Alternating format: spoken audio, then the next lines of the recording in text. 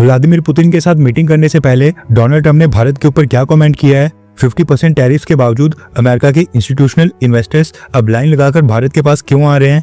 और Vladimir Putin ने भारत के ऊपर क्या स्टेटमेंट दी है? इसके अलावा भी काफी सारी इंपॉर्टेंट अपडेट्स आ रही हैं जो आपको मेन स्ट्रीम के न्यूज चैनल्स के ऊपर भी देखने को नहीं मिलेंगी, इसलिए वीडियो को एंड तक देखिएगा। सबसे पहले बात करते हैं भारत और अमेरिका के बारे में।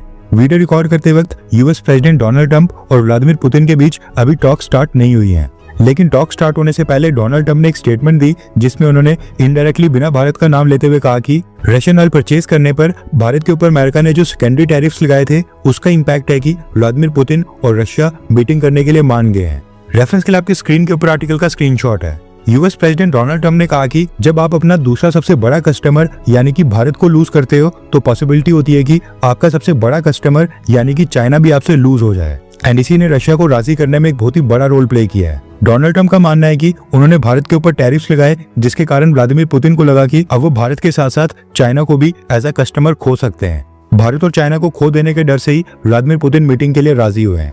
नेक्स्ट अपडेट आ रही है भारत के ऑयल इंपोर्ट्स को लेकर। रेफरेंस के लिए आपकी स्क्रीन के ऊपर आर्टिकल का स्क्रीनशॉट है।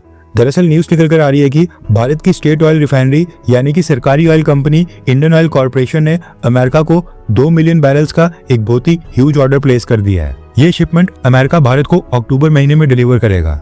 अमेरिका से क्रूड ऑयल परचेज किया है, ये तो चलो ठीक है कि डाइवर्सिफिकेशन हो रही है और अमेरिका के साथ ट्रेड डेफिसिट को कम करने के लिए ऐसा किया होगा, लेकिन इसके साथ ही आर्टिकल में ये भी क्लेम किया गया है कि अमेरिका से जो भारत ने WTI क्रूड ऑयल परचेज किया है ये ब्रेंट क्रूड ऑयल की मार्केट प्राइस के ऊपर एक्स्ट्रा $2.8 से लेकर $2.9 पर बैरल के प्रीमियम के ऊपर परचेज किया गया है, यानी कि इंडियन ऑयल कॉर्पोरेशन ने अमेरिका को एक्स्ट्रा पे किया है। अगर हम ब्रेंट क्रूड ऑयल लेते तो ये प्रीमियम नहीं देना पड़ता। अभी जो प्रीमियम यानी कि हम एक्स्ट्रा कॉस्ट पे कर रहे हैं इसके भी कई सारे कारण हो सकते हैं। मे बी क्रूड ऑयल की क्वालिटी अच्छी हो यानी कि सल्फर कंटेंट उसमें कम हो सकता है कि ट्रांसपोर्टेशन या फिर इंश्योरेंस कॉस्ट एक्स्ट्रा पे करनी पड़ रही हो। सप्लाई और डिमांड के कारण भी हो सकता है कि हमें ये प्रीमियम पे करना हो, या फिर पॉलिटिकल प्रेशर या पॉलिटिकल रीजंस के कारण भी कई बार एक्स्ट्रा कॉस्ट प्रीमियम के रूप में पे करनी पड़ती है। कारण वैसे जो भी हो, लेकिन लेटेस्ट न्यूज निकल कर आ रही है कि अब भारत की सरकारी रिफाइनरीज थोड़ा सा एक्स्ट्रा प्रीमियम पे करके हजारों किलोमीटर दूर अमेरिका से क्रूड ऑयल इंपोर्ट्स बढ़ाते दिखाई दे रही हैं, और हो सकता है कि भारत सरकार ये चीज एक खास स्ट्रेटजी के तहत कर रहा हो। नेक्स्ट अपडेट आ रही है रशिया और भारत को लेकर। रशिया की एम्बेसी और विदेश मंत्रालय के साथ साथ रशिया के प्रेसिडेंट व्लादिमीर पुतिन ने भी भारत को इंडिपेंडेंस डे के ऊपर बधाई संदेश भेजा है, और रिसेंट टाइम्स में व्लादिमीर पुतिन का ये भारत के लिए सबसे कंपैशनेट बधाई संदेश है। व्लादिमीर पुतिन ने भारत के लिए कहा कि भारत ने सोशियो इकोनॉमिक, साइंटिफिक, टेक्निकल और दूसरी कई सारी फील्ड्स के अंदर बहुत ही बड़ी सफलता हासिल की है जो दुनिया भर में मानी जाती है। आपका देश ग्लोबल स्टेज के ऊपर वेल डिजर्व रिस्पेक्ट को एंजॉय करता है और इंटरनेशनल लेवल के इंपॉर्टेंट इश्यूज को सॉल्व करने में एक्टिवली कंट्रीब्यूट करता है। रशिया भारत के साथ अपनी स्पेशल और प्रिविलेज्ड स्ट्रेटेजिक पार्टनरशिप को बहुत ही वैल्यू देता है, और मुझे पूरा यकीन है कि हम दोनों देश मिलकर अपनी बायलैटरल कोऑपरेशन को कई सारे एरियाज में और भी आगे बढ़ाएंगे जो दोनों मित्र देशों के इंटरेस्ट में है, और दोनों मिलकर रीजनल और ग्लोबल लेवल के ऊपर सिक्योरिटी और स्टेबिलिटी को स्ट्रांग बनाएंगे।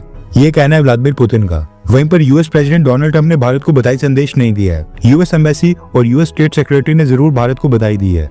रशियन प्रेसिडेंट पहले प्रेसिडेंट थे, उसके बाद फ्रेंच प्रेसिडेंट इमैनुअल मैक्रोन और इजराइल के प्राइम मिनिस्टर बेंजामिन नेतन्याहू ने भी प्रधानमंत्री मोदी और भारत को इंडिपेंडेंस डे के ऊपर बधाई दी है। वहीं पर बात करें भारत के प्राइम मिनिस्टर नरेंद्र मोदी जी की इंडिपेंडेंस डे स्पीच के बारे में, तो देश का मोरल हाई करने के अलावा प्रधानमंत्री मोदी द्वारा 1-2 मेजर अनाउंसमेंट की गई हैं, जिसमें से सबसे पहली अनाउंसमेंट है जीएसटी रिफॉर्म्स को लेकर। इस साल दिवाली 20 अक्टूबर को आनी है, ऐसे में रिवीजन के बाद नए जीएसटी रेट्स के लिए हमें 2 महीने और वेट करना पड़ेगा। माना जा रहा है कि जीएसटी स्लैब्स में बड़े फेरबदलाव किए जाएंगे और ये जीएसटी इंप्लीमेंट होने के बाद पिछले 8 सालों में सबसे बड़े रिफॉर्म्स होंगे, जिसका उद्देश्य कंजप्शन को बढ़ाना और आम आदमी के ऊपर से बर्डन को कम करना होगा। उसके अलावा एक और इम्पोर्टेंट अनाउंसमेंट है, वो है पहली बार प्राइवेट सेक्टर में जॉब हासिल करने पर 15,000 रुपए के इंसेंटिव्स देना। ये 2 मेजर अनाउंसमेंट्स थी। बाकी प्रधानमंत्री मोदी ने ऑपरेशन सिंदूर के बारे में भी काफी सारी बातें की, लेकिन मेजर इंपॉर्टेंट यही 2 अपडेट है। नेक्स्ट अपडेट आ रही है चाइना को लेकर। हमने आपको बताया था कि चाइनीज विदेश मंत्री वांग यी 18 अगस्त को भारत की विजिट के ऊपर आ रहे हैं। न्यूज निकल कर आ रही है कि भारत के बाद वांग यी यहाँ से सीधा अफगानिस्तान जाएंगे। वहां पर अफगानिस्तान, पाकिस्तान और चाइना तीनों देशों के फॉरेन मिनिस्टर्स की एक ट्राइलेटरल मीटिंग होगी, और उसके अगले दिन चाइनीज विदेश मंत्री पाकिस्तान जाएंगे, और फिर पाकिस्तान में पाकिस्तान चाइना की मीटिंग्स होंगी। यानी कि भारत की विजिट स्टैंड अलोन विजिट नहीं है, कहने का मतलब है कि ऐसा नहीं है कि भारत के साथ रिलेशंस को इम्प्रूव करने के लिए चाइना पाकिस्तान को अचानक से इग्नोर कर रहा है। चाइना अभी भी पाकिस्तान को जेब में लेकर चल रहा है। नेक्स्ट अपडेट आ रही है फास्टैग्स को लेकर। आज 15 अगस्त है और आज national highways authority of India ने फास्टैग के एनुअल पास को लॉन्च कर दिया है। इस स्कीम के तहत 3000 रुपए का एक एनुअल फास्टैग पास बनेगा, जिसके ऊपर 200 टोल ट्रांजैक्शंस एक साल के लिए फ्री होंगी। अगर आपको ये एनुअल पास बनाना है तो इसको बनाने के दो ही तरीके हैं, या तो राजमार्ग यात्रा एप्लीकेशन डाउनलोड करके रजिस्टर करना पड़ेगा, या फिर national highways authority of India या ministry of road transport and highways की वेबसाइट के ऊपर जाकर वहां पर अपनी गाड़ी के नंबर के ऊपर रजिस्टर करना पड़ेगा। ऑफलाइन अभी ये पास फिलहाल नहीं बन रहे हैं। और साथ में नोट करने वाली बात यह भी है कि ये पास केवल ministry of road transport and highways और national highways authority of India द्वारा मैनेज्ड हाईवे और एक्सप्रेसवे दोनों के ऊपर ही वैलिड होंगे। लेकिन जो स्टेट मैनेज्ड हाईवेज और स्टेट मैनेज्ड एक्सप्रेसवेज हैं, वहां पर फास्टैग के पैसे नॉर्मल तरीके से ही काटे जाएंगे।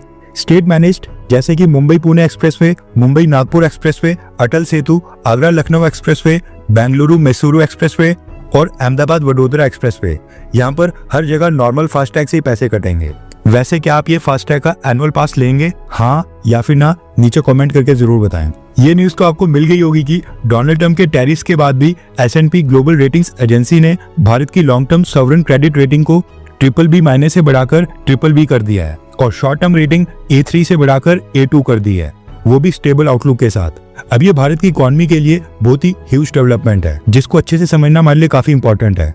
S&P ने लास्ट टाइम जनवरी 2007 में भारत को BBB- रेटिंग दी थी, इसलिए ये रेटिंग अपग्रेड लगभग 18 साल 7 महीने के गैप के बाद आया है। सबसे बड़ा बेनिफिट इसका ये होगा कि भारत की सरकार और हमारी कंपनीज को लो इंटरेस्ट रेट के ऊपर लोन मिलेगा।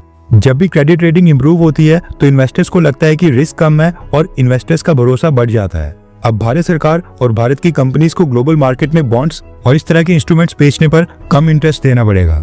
ये गवर्नमेंट के लिए भी फायदेमंद है और उन प्राइवेट कंपनीज के लिए भी बेनिफिशियल होगा जो बड़े बड़े प्रोजेक्ट्स के लिए फॉरेन से फंडिंग और फॉरेन से लोन्स लेते हैं। दूसरा मेजर बेनिफिट होगा FDI और FPI इन्वेस्टमेंट्स का बढ़ना। इन्वेस्टर्स हमेशा ही ज्यादा क्रेडिट रेटिंग्स वाले देश में इन्वेस्टमेंट करना पसंद करते हैं, जहां पर उनकी इन्वेस्टमेंट पूरी तरह से सेफ हो और देश की इकोनॉमिक हेल्थ भी काफी अच्छी कंडीशन में हो। इसका रिजल्ट ये देखने को मिलेगा कि फॉरेन डायरेक्ट इन्वेस्टमेंट यानी कि फैक्ट्रीज, ऑफिसेज और प्रोजेक्ट्स में डायरेक्ट इन्वेस्टमेंट तो बढ़ेगी, लेकिन उसके साथ साथ फॉरेन पोर्टफोलियो इन्वेस्टर्स भी आएंगे जो भारत की स्टॉक मार्केट में पैसे लगाएंगे, क्योंकि कई सारे इंस्टीट्यूशनल इन्वेस्टर्स ने अपनी खुद की कंपनीज के अंदर इंटरनल रूल सेट किए होते हैं कि वो सिर्फ BBB या फिर उससे ऊपर रेटेड कंट्रीज में ही जाकर इन्वेस्टमेंट करेंगे। एक स्केल ऊपर आना इसका मतलब और भी ज्यादा इन्वेस्टर्स को अट्रैक्ट करना होता है। तीसरा बेनिफिट ये होगा कि लॉन्ग टर्म में ये भारत की खुद की करेंसी इंडियन रुपीज के लिए भी काफी अच्छा है। रेटिंग अपग्रेड से FDI और FPI की मदद से US डॉलर्स का इनफ्लो भारत के अंदर काफी ज्यादा बढ़ जाएगा और जितनी ज्यादा फॉरेन करेंसी आती है उतनी हमारे इंडियन रुपीस की वैल्यू और भी स्टेबल होगी और स्ट्रांग होगी। इसके अलावा भारत की इकोनॉमी में ग्लोबल कॉन्फिडेंस काफी इंक्रीज होगा और डोनाल्ड ट्रंप के 50% के टैरिफ्स के कारण भारत की ग्रोथ रेट के ऊपर जो सवाल खड़े किए जा रहे थे और कहा जा रहा था कि भारत की आर्थिक रफ्तार अब रुक जाएगी, लेकिन अब S&P का भारत की क्रेडिट रेटिंग्स में अपग्रेड देना ये सिग्नल देता है कि भारत की इकोनॉमी इतनी डाइवर्सिफाइड और स्टेबल है कि डोनाल्ड ट्रंप के ट्रेड शॉक को भी एब्जॉर्ब करने में भारत किसी भी तरह सिचुएशन को हैंडल करने में सक्सेसफुल होगा। यानी कि भारत की अर्थव्यवस्था के फंडामेंटल्स काफी स्ट्रांग है। GDP growth rate, tax collection, forex reserves, infrastructure spending, ये सब कुछ ऑन ट्रैक है। इसलिए 18 साल के बाद भारत की क्रेडिट रेटिंग को S&P द्वारा बढ़ाया गया है। अब यहाँ पर जो सबसे मेजर बेनिफिट भारत को होगा वो ये होगा कि भारत की कंपनीज जब फॉरेन मार्केट्स में पैसा रेज करती हैं या फिर बॉन्ड्स इशू करती हैं, उनका रिस्क प्रीमियम काफी कम होगा एंड उनको आसानी से फंड्स रेज करने में भी मदद मिलेगी। और वो सारी इन्वेस्टमेंट भारत के लिए इंपॉर्टेंट है, क्योंकि उस पैसे से न सिर्फ भारत में इंफ्रास्ट्रक्चर प्रोजेक्ट आएंगे, बल्कि मेड इन इंडिया के तहत भारत के अंदर मैन्युफैक्चरिंग भी बढ़ेगी और नए नए प्रोजेक्ट्स के अंदर पैसा लगेगा। और सबसे मोस्ट इंपॉर्टेंट, भारत की सरकार को जो पॉलिटिकल और स्ट्रेटेजिक एडवांटेज मिलेगा वो अलग से। डोनाल्ड ट्रंप के 50% टैरिफ्स के बावजूद भारत को रेटिंग अपग्रेड मिलना ये भारत के लिए एक ट्रम्प कार्ड बन सकता है। ये दिखाता है कि हमारी इकोनॉमी इतनी स्टेबल है कि डोनाल्ड ट्रंप के टैरिफ्स भी हमारा कुछ नहीं उखाड़ पाए हैं।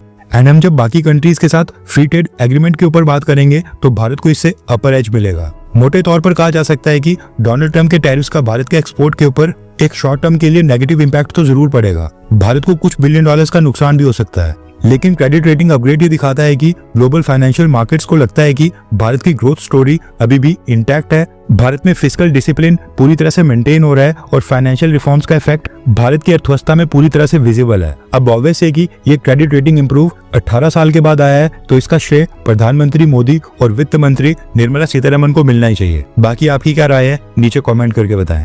हर 24 घंटे के अंदर जियोपॉलिटिक्स में बड़े फेरबदलाव और उलटफेर हो रहे हैं और भारत के लिए नए चैलेंजेस आ रहे हैं।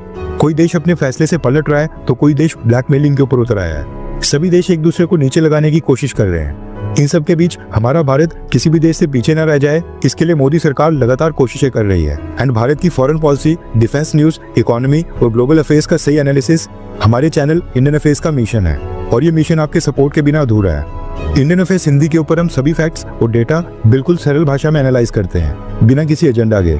अगर आप चाहते हैं कि इंडियन अफेयर्स का सही और ऑथेंटिक एनालिसिस आप तक लगातार पहुंचे, तो इस वीडियो को लाइक करें और हमारे चैनल इंडियन अफेयर्स को सब्सक्राइब करके बेल नोटिफिकेशन ऑन करना मत भूलिए। आपका एक लाइक हमारे चैनल को ग्रो करने में काफी मदद करेगा और एक सब्सक्राइब ये सुनिश्चित करेगा कि आप किसी भी इंपॉर्टेंट अपडेट को मिस ना करें। अगर आपने हमारे चैनल को पहले से सब्सक्राइब किया है तो दिल से धन्यवाद। जय हिंद, वंदे मातरम।